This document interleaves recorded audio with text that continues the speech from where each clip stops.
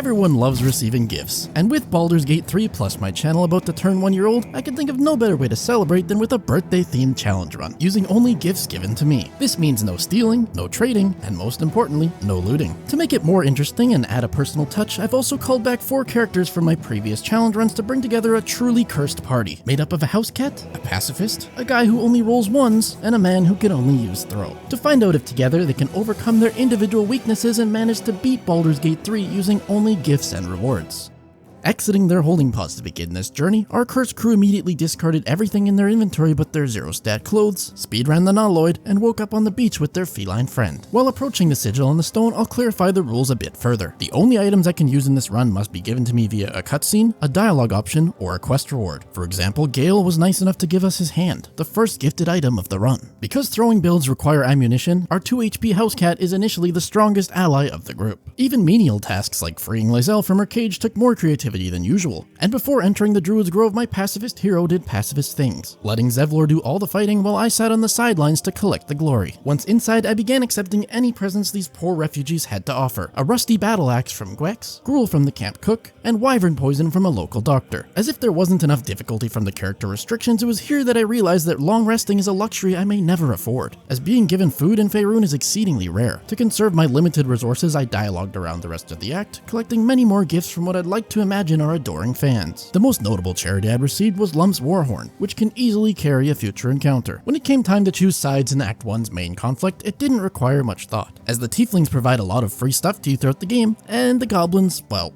don't. The main tactic I settled upon to deal with these goblins relied on our cat luring targets, someone holding them in place with riveting conversation, and then tossing them into a river one by one. I found this approach to be so effective that I continued using it once indoors. Lacking the strength to lift large enemies, I improvised by attracting all 3 goblin leaders at once to the oh-so-famous flimsy Minthara Death Bridge, landing a triple kill with a swipe from razor-sharp claws. Before rushing back to claim my rewards from the tiefling refugees, there was a life needing saved in Grimforge. I took a free boat ride over murky waters, received a welcoming gift of rune powder from Philomene, used it to free True Soul Near from the rubble, and sided with him to challenge these greed-driven dwarves. And by sided with him, I mean I did literally nothing but press spacebar while sitting in Sanctuary. At the conclusion of battle, I hit level 5, and as a thanks for helping him, he gave me the gift of the Absolute and a magical lyre. Lyre? I don't know. Near was even nice enough to free the slaves, letting me invite Barkus to my camp. Another of these slaves nearby told me that we honor our debts while extending his hand, making me expect I'd received a gift. But after the conversation, I checked my inventory to find no such thing. So yeah, I'm putting Belgian on blast for being a gift-baiting bastard. Having wrapped up Act 1's time-sensitive endeavors, I returned to Zevlor to get the party started, and more importantly, collect my gifts. Volo gave me an unattractive barred shirt, Zevlor an even uglier helmet, and Barkus a roaring thunder arrow. Underwhelming presents, I know, but the celebration does at least trigger a desperately needed free long rest. The last above ground task tackleable in the region required finding the Zentarim's lost shipment. By mind controlling this aggressive gnoll and using Lump's Warhorn to summon hungry ogres, I saved these Zentarim cave cowards. They carried the chest back to the Zent hideout for me, and quest completion netted me the only crossbow I'll ever see in the game, plus 640 gold, redeemable with withers. My noteworthy Underdark gifts included a sickle from Santa's murderous elf and haste spores from the Myconoids. Having earned all reasonably obtainable XP and presents I could in the area, my party journeyed to the mountain pass. During the transition, one last little bard showed up at our camp, and in a roundabout way, secured a free cloak for our thrower. Hearing some gifts had holed themselves up in a monastery, I had high expectations for their generosity. They weren't hospitable enough to open the door for me, so while they're busy chasing down a runaway slave, our house cat snuck past to open the door, getting us inside. While the tieflings mostly offered us gruel and garbage, these Githyanki handed out acid immunity boots, free dental care, and children's fairy tales. But as usual, when doing a challenge run with below F-tier builds, fighting these well-trained warriors proved a non-viable option.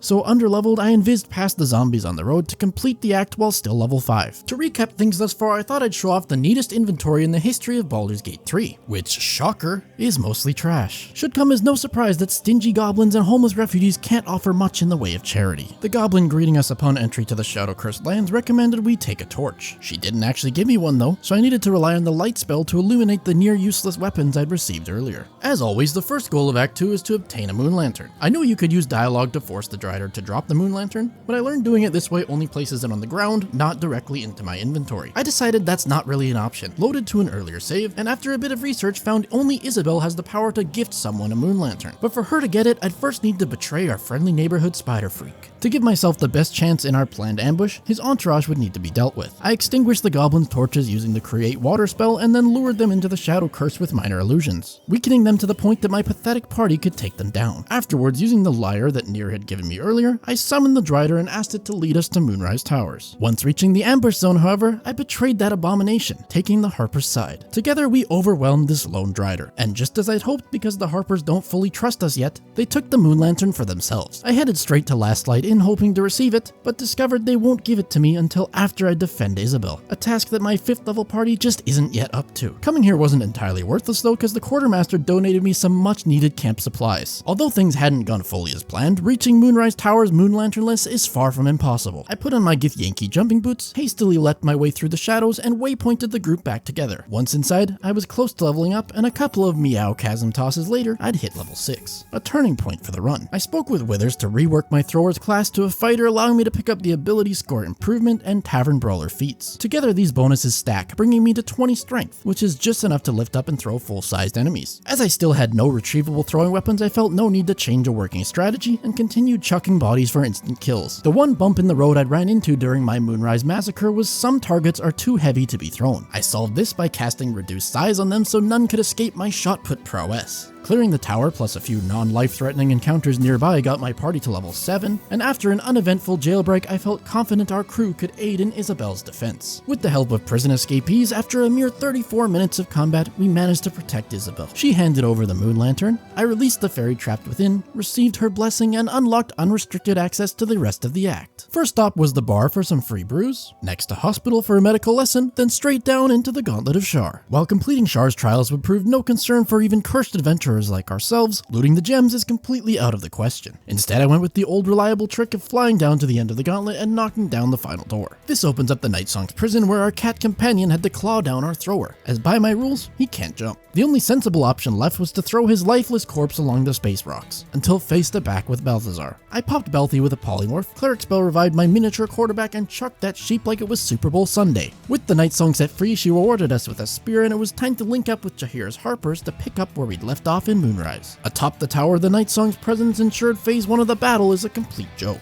And after Ketheric fled the area, I took some time to rework my builds before taking pursuit into the Mind Flayer colony. Inside, I grabbed all the easily available experience I could down here, spamming Restoration to save us and Zevlor, then prepared for the Ketheric encounter. As I'm sure many of you are aware by now, Ketheric is a tough SOB with immunity to throw. Plus, a house cat's claws can't penetrate his armor, forcing me to initiate the illegal Bouncy Bear strategy. For this strategy to work, I needed 2 sorcerers using their extended buff durations to give me 20 turns of invisibility, ensuring I keep out of combat. Featherfall to prevent taking fall damage, which would have revealed me, Enhanced Leap to increase my jump distance, and Enlarge to make me heavy. Then a shift into bear form causes every jump I do to deal 50 damage when landing on my targets. I lured Ketheric down from his post and sent an invisible Scratch to help free the Night Song. Then began the wrestling montage. The best part of this entire combo is my man who only rolls 1 could pull it off, as there's no actual dice being rolled when crushing him. I can only imagine the confusion going through Ketheric's head as he was crushed by an invisible bear. Then, without having to pick up the Netherstone, the game's developers gifted it to me via this cutscene, as a way to ensure no player is stupid enough to leave the area without it. Don't you just love failsafes? With the first Netherstone on my person, it was time for the Githyanki camp get-together. We made it into the portal using haste, and once again our throw-only man needed to be corpse carried past the jumping puzzle, and Cleric revived. He had his moment of glory not long after though, tossing every Githyanki general into the astral plane. To celebrate this victory, the Emperor provided us with a delicious tadpole, and as a side note, I never realized how much more disgusting the transformation is while shirtless. Powered up and ready to pump, we returned through the portal to camp. One night's rest later, and it's time to get this show on the road in Act 3. To express gratitude for saving their leader, the Iron Hen Gnomes donated to me a Rune Powder Bomb, and even sent a couple of workers to distract the checkpoint guards while we walked by. A gentleman named Nabber wished Baldur's Gate a happy birthday, but ignoring him, we skipped into the keep to find Gortash. I locked in an alliance with Bane's Chosen, promising to return to him with Orin's Netherstone so we could rule the city together as one. Later inside Baldur's Gate, a generous old Mind Flayer hunter in the city gifted me my first ever shield of the run. In search of more rewards like that, we walked straight into the tavern, accepted a job to exterminate the rats in the cellar, received payment once complete, and murdered the chef to get the assassin questline rolling. I'm pretty sure my second victim on the hit list faked her death, because who bleeds this much from a 1-foot toss? This kill prompted Saravok's servant to provide me the letter, including the password to enter the murder tribunal. Notably, I was not able to loot the victim's hands like the quest instructs you to do, but because one of us is the Dark Urge, Sarevok happily accepts Gale's hand as proof of our villainy despite his name being absent from the list. He then tasked us with slaying Detective Valeria, but being chained up gives this detective immunity to throw, so it was our house cat's time to shine once more. After a few minutes of what I can only imagine was pure torture, the Celestial's lifeless body flopped to the floor. I bathed in a pool of blood and Sarevok rewarded me with the Amulet of Ball. I tested it on a nearby dwarf who for some reason didn't take any offense, then ran around the city completing quests and taking gifts, some of which included free explosives from the fireworks shop, a self-reviving ring from an exorcist ghost, and 3,000 gold from the hag for participating in Mommy Murder Day. I promptly used this cash to go gamble at the circus as it's one of the only ways to spend gold directly through dialogue without trading. For the average man, these random prize awards for spinning the wheel are just junk, but this party is far below average. My winnings included a moldy bag, the boots of very fast blinking, a useless mirror, and the comeback axe, a unique low damage weapon which can be thrown and automatically returns to your inventory afterwards. It does have a slight side effect that it damages the thrower as well on the return, but that didn't bother me. To prepare for future proxy problems, I began gathering my allies for the endgame battle, starting with luring Leroican to a balcony to give him a forced skydiving experience. His death secures Isabel and Dame Aylin's loyalty later on, and for another ally, I jailbroke Councillor Floric, reaching level 10 with her release. Then while exploring, a tiefling disapproving of my pacifist lifestyle called me a cuck. I'm not even joking, that's unedited in-game dialogue. This opened up an opportunity to battle test the comeback axe, which after 30 hours of sheer struggle, felt like pure bliss. During subsequent encounters, I learned trees can block the returning path, preventing damage taken, while still returning the weapon to my inventory. This accidental discovery became a key strategy allowing me to clear several encounters, as long as I engaged things with roofs over my head. Back to making friends, Ninefingers solo defended the guild from entering traitors, locking in another endgame ally, and I made a trip down to the docks to rescue Volo. The Create water spell doused the flames threatening his life while our halfling continued tossing thugs into the deadly ocean waters. The Water Queen's staff gave me the final present in the city, and when I saw it was armor, I got pretty excited.